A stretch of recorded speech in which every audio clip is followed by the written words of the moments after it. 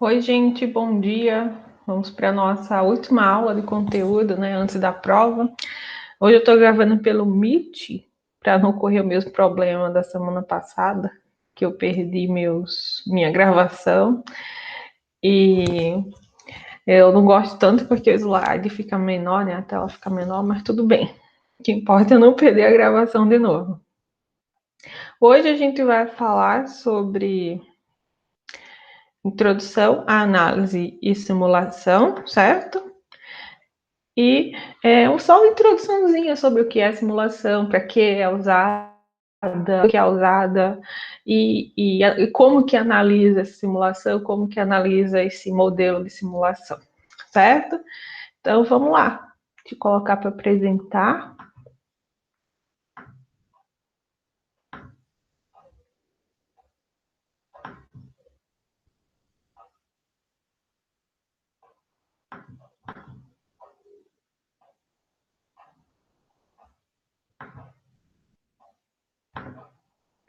Pronto, vamos lá. Introdução, análise e simulação. Nossa última aula do semestre, que pena. Espero que semestre que vem vocês sejam meus alunos novamente dinâmicos, certo? E foi um prazer. Pena que a gente passou pouco tempo juntos fisicamente, né? Mas semestre que vem estamos aí, espero. Então vamos lá. Antes de começar toda a aula, a gente precisa saber o que é a simulação, né? Simular alguma coisa é imitar. É imitar uma coisa real ou um processo que acontece na vida real, certo? Então, simulação, quando a gente fala de simulação, a gente fala sobre simular, imitar alguma coisa que acontece na vida real. A simulação, ela permite testar várias alternativas a um custo geralmente mais baixo que no mundo real. E, além disso, permite um melhor entendimento do problema, certo? A modelagem e a simulação são ferramentas empregadas na análise de sistemas complexos. O processo envolve o quê? Para a gente fazer a simulação, o que aqui envolve? Criar um modelo do sistema, certo? Do sistema que a gente quer analisar, a gente tem que criar um modelo. Experimentar um modelo do sistema guiado por um conjunto de objetivos, tais como melhorar aquele projeto, analisar o custo-benefício, analisar a sensibilidade do parâmetro, entre outras coisas.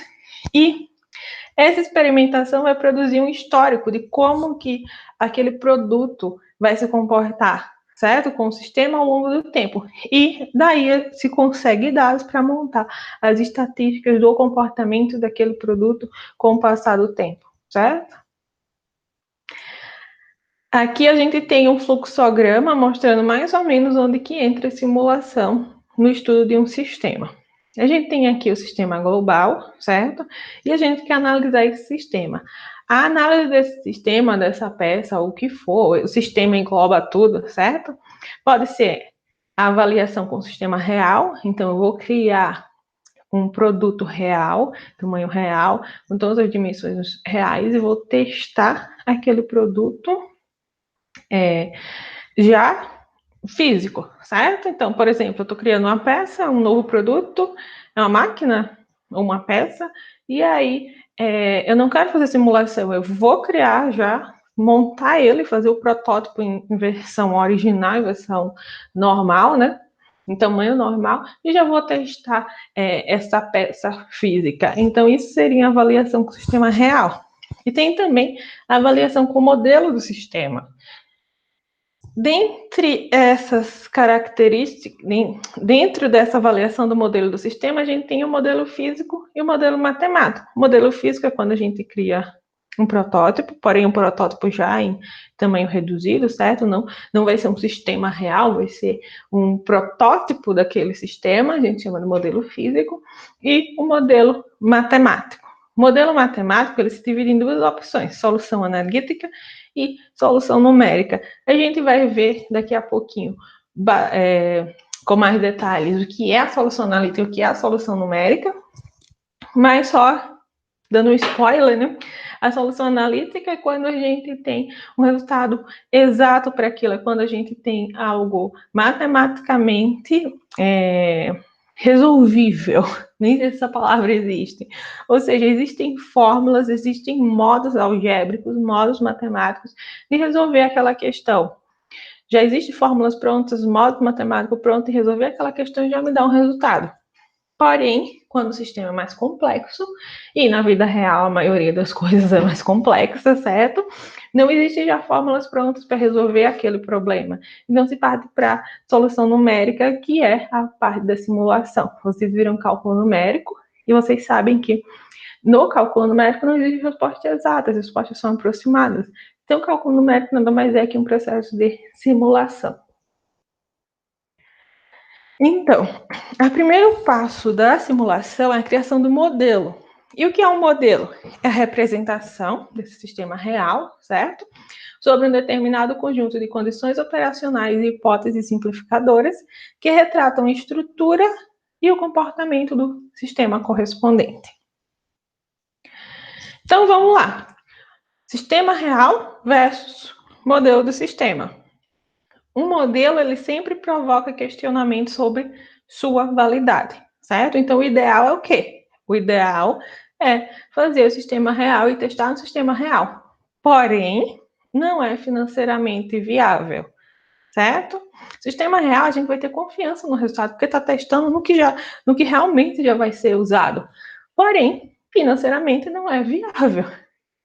Raramente é viável utilizar o sistema real, porque é muito caro ou prejudicial ao sistema existente e o sistema pode ainda nem existir. Imagine você projetar, criar um avião e fazer o teste no sistema real, fazer o teste já no avião. Quem que garante que aquele avião vai dar certo? Eu não teria coragem. Então, nesse caso, o que se deve fazer? Criar um modelo de sistema para fazer uma simulação antes de construir o avião. Esse é o ideal, certo? A mesma coisa funciona para carros ou qualquer outra máquina que o ser humano use e que seja prejudicial à vida humana, certo? Modelos físicos versus modelos matemáticos. O que é cada coisa? O modelo físico é quando a gente constrói de uma maneira simplificada o modelo real, certo? Como eu já falei lá no início. Temos de maquete, protótipo, aeromodelo. Então, é um modelo.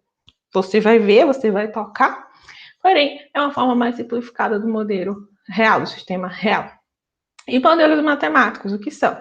São mais amplamente utilizados na engenharia nos processos de tomada de decisão. São modelos que são utilizados para simulação, certo? São modelos em que são colocados em software e testados. São os modelos que a gente não consegue pegar, mas a gente consegue colocar no computador e consegue fazer todas as simulações possíveis com aquele modelo.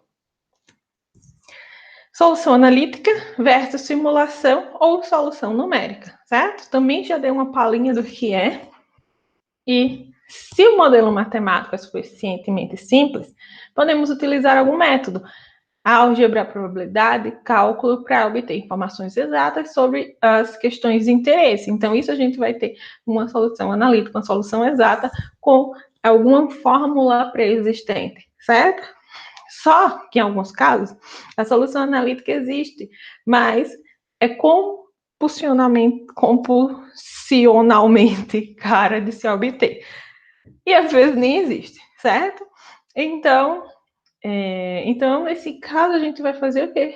Vai utilizar simulação. Se a solução analítica pode ser obtida de forma eficiente, ela é preferível à simulação, obviamente, porque é uma solução exata. Porém, na maioria dos sistemas do mundo real, são complexos demais para avaliação analítica, ou seja, não tem fórmulas prontas para resolver os problemas do mundo real, exigindo necessariamente a simulação. A simulação avalia numericamente o modelo e dados são coletados para estimar o valor real de uma dada característica de interesse, certo? Eu lembro que no mestrado eu fiz vários trabalhos no MATLAB e a solução foi na matéria de métodos numéricos, acho que foi métodos numéricos. A gente tinha, assim, as fórmulas já prontas, desenvolver aquele problema, a solução analítica, certo? Já tinha a fórmula pronta para ter a solução analítica e ter a resposta exata, mas o professor pedia para fazer de maneira numérica, certo?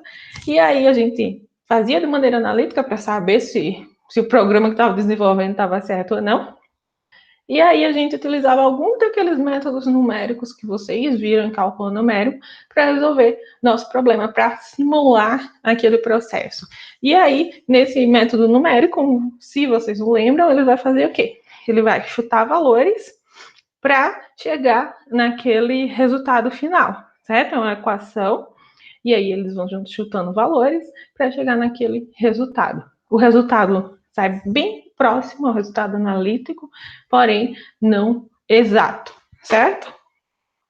E aí também a exatidão vai depender do método. Eu nem lembro do nome dos métodos, mas depende também do método. O MATLAB é bem interessante para utilizar esses métodos de cálculo numérico, de métodos numéricos. Eu não lembro muito, mas eu fiz muito disso. Então, vamos lá. Então, quais que são as vantagens da simulação? As vantagens da simulação, a gente consegue estudar sistemas reais sem modificá-los, possibilita melhor compreensão de quais variáveis são mais importantes em relação à performance e como estas interagem entre si e com os outros elementos do sistema, certo? Eu consigo identificar qual que é a parte principal onde que eu tenho que focar quando for construir o sistema real. Onde que vai causar mais problema? Ou que peça daquela máquina está sendo mais solicitada, certo? Facilita a identificação de gargalos e permite a análise do tipo. O que aconteceria se eu posso colocar todos os cenários possíveis naquele modelo de simulação para tentar fazer o mais próximo do mundo real, tentar fazer tentar prever todas as coisas que poderiam acontecer naquele sistema real, certo? Permite replicações precisas e análise de condições extremas com segurança. Por exemplo, se estiver analisando esforços, quanto que aquilo vai suportar, coloca ali no máximo e vê quanto que aguenta. Já se você fosse fazer isso no sistema real, você ia perder o sistema real, né? Porque você ia colocar os esforços no máximo até aquilo quebrar. Seria um ensaio de ensaio mecânico. E é um ensaio mecânico destrutivo, no caso.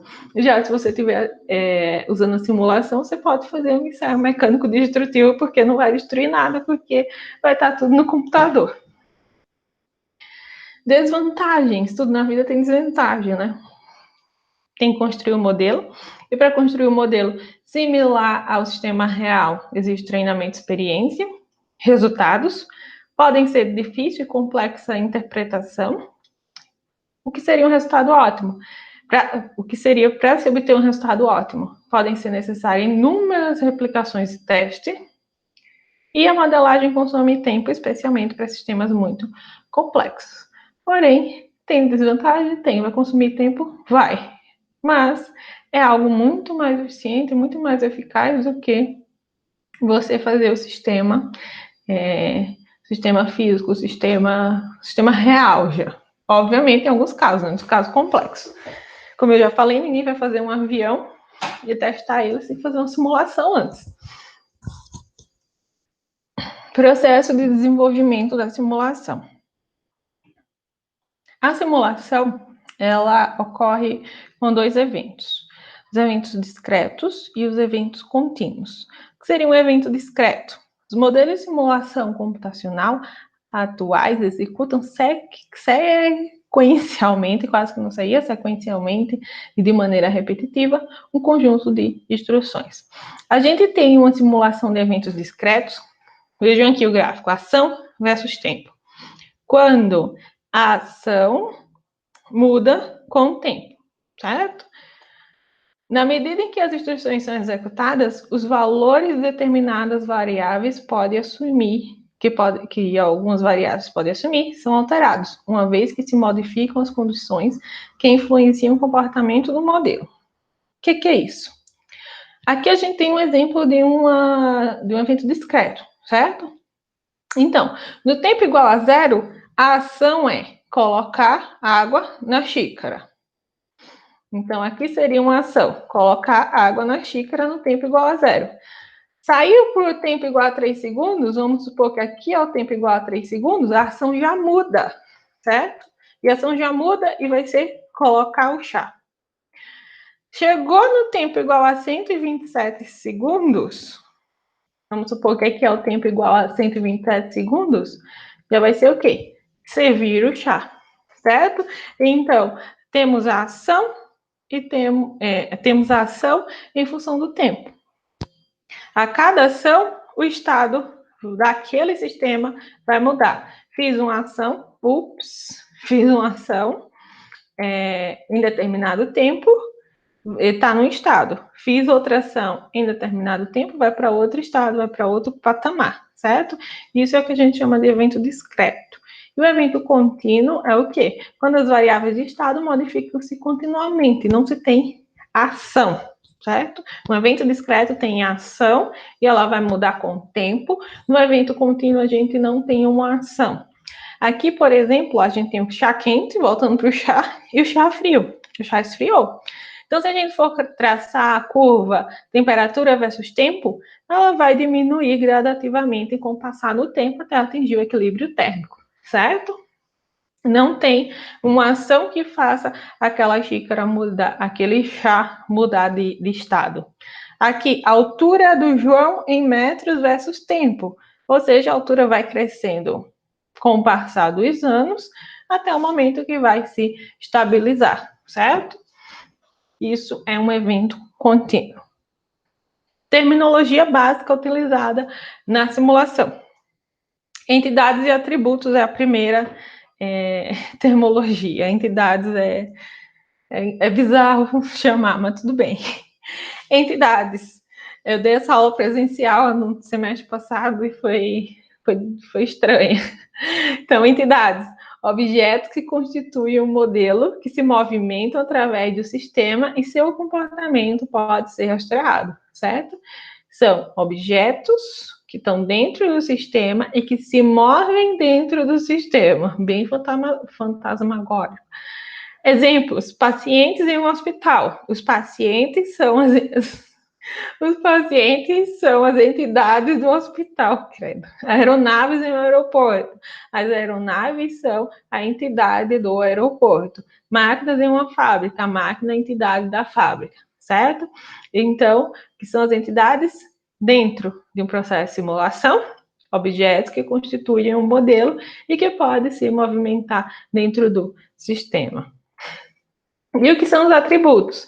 É como se fosse o adjetivo da entidade, certo? É a característica que a entidade tem. Ela é usada para controlar o comportamento de uma entidade e para distingui-la entre si. Então, nome ou tipo, ou seja, é um adjetivo mesmo. Nome ou tipo de peça, do cliente ou da tarefa, certo?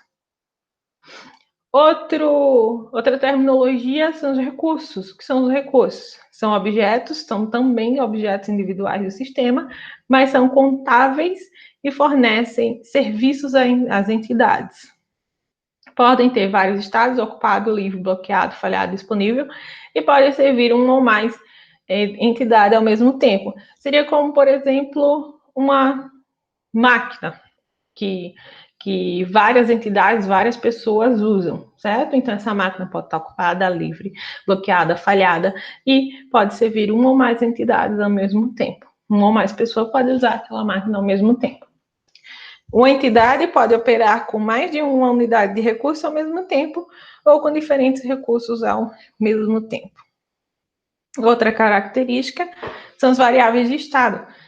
Elas fazem o quê? Determinam o estado de um sistema num particular momento, certo? Constitui o conjunto de informações necessárias que descrevem a evolução de um sistema ao longo do tempo. Por exemplo, linha de produção, número de peças que estão esperando para ser processada na máquina, é uma variável de estado. Número de caixas ocupados, número de clientes numa fila de banco, isso tudo é uma variável de estado, certo? Eventos são acontecimentos ou ocorrência que provocam a mudança de estado em um sistema. Toda mudança de estado é provocada pela ocorrência de um evento. Nesse caso aqui, ó, número de peças esperando para serem processadas. Diminuiu o número de peças, por quê? Porque ocorreu um evento, certo? Uma das peças entrou na linha de produção, ocorreu o evento que ela entrou na linha de produção e causou o que? Causou uma mudança de estado, porque diminuiu o número de peças para serem processadas na máquina. Exemplos de eventos também são chegada ou saída de uma entidade, ou seja, a chegada ou a saída de uma aeronave ou de um passageiro no aeroporto em um processo, início ou término de alguma operação. Atividades são operações e procedimento com duração predeterminada. Todo início e final de uma atividade é causada por um evento, é causada por uma mudança de estado, certo? Exemplo, processamento de uma máquina. Imagina, voltando para avião. Imagina o avião está taxiando, isso é o que? É um evento que está acontecendo. É um evento, não, é uma atividade, desculpa. O avião está taxiando, é uma atividade, e aí ele vai decolar. Ele decola. Ele mudou de estado, certo? Então, todo início de uma atividade é causada por um evento. O evento é o quê? O evento é decolar. Então, a atividade de taxiar se iniciou e a atividade de taxiar terminou quando ele decolou, certo? O evento é decolar e taxiar seria a atividade. E, por fim, as etapas de simulação no fluxograma bem compactado, só para vocês terem uma noção de onde começa e onde termina o processo de simulação. Primeiro começa com o planejamento, certo? A formulação e análise do problema, porque para a gente começar qualquer coisa a gente precisa ter um problema. Planejamento do projeto, quais são os recursos que eu tenho para fazer? Se precisa de dinheiro, quanto dinheiro que tem? Se precisa de algum software, eu tenho aquele software, se eu preciso de um certo conhecimento, eu tenho esse conhecimento, certo? E aí isso entra no planejamento do projeto. Formulação do modelo, quando se cria um modelo de análise, coleta de dados. Aí vem para a modelagem. Coleta dos dados para fazer essa modelagem, traduz o modelo, ou seja, pega aquele modelo que você está planejando e coloca para o computador, é aí que entra a linguagem de simulação, você coloca na linguagem de programação que você vai utilizar e verifica e valida. Depois parte para os experimentos, que é a simulação em si. Cria vários cenários, todos os cenários possíveis para simular com aquele modelo, experimenta e análise dos resultados. Certo? E por fim, chega na conclusão, que compara, identifica as melhores soluções e documenta e apresenta os resultados e implementa aquele equipamento ou não, certo? E terminado isso, temos 5 questões aqui, bem básicas, bem facinhas para vocês acabarem, para vocês responderem. E daí a gente fecha a parte de atividades, certo? Vão ser 3 atividades, tem 2 já no class, essa é a terceira. E aí, essas 3 atividades, vão falar 5 pontos e 5 pontos da prova, certo? A prova vai ser teórica, óbvio, a gente só teve assunto teórico até no segundo bimestre. Então, vai ter questões discursivas e também questões de VOF, certo? Talvez uma outra de marcar X, mas eu acho que não. Então, gente, é isso. Muito obrigada, mestre. Espero que semana que vem eu seja prof de vocês de novo, mas até semana que vem. Semana que vem a gente ainda se vê na revisão. Faremos uma revisão geral, tá? Semana que vem e daí começaremos as provas, certo? Então é isso. Bom final de semana. Tchau, tchau.